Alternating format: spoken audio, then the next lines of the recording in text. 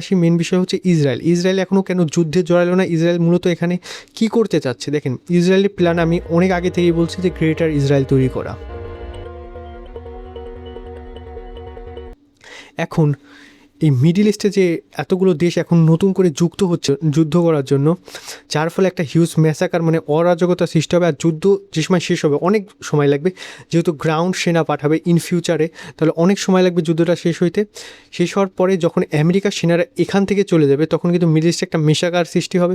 Middle ইস্টের রাষ্ট্রগুলো আর এখন যেভাবে দেখছেন ওরকম থাকবে না, অনেক স্থানই ধ্বংসস্তূপে পরিণত হবে। আর তখন এই মিডল ইস্টে যে এতগুলো সেনাবাহিনীর ঘাঁটিগুলো রয়েছে, আমেরিকার যে সেন্ট্রাল কমান্ডার রয়েছে সেটার অধিকার পাবে হচ্ছে ইসরায়েল।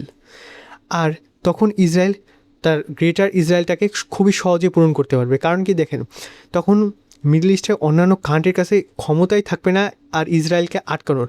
ইসরায়েলে এখন জাস্ট একটা বড় চ্যালেঞ্জ হচ্ছে সিরিয়ার আর তুর্কি।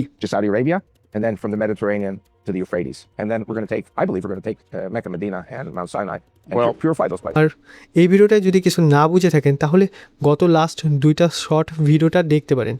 আমি সরি, আমি আগে থেকে সরি বলতেছি, কারণ আমি সংক্ষেপে বলতেছি।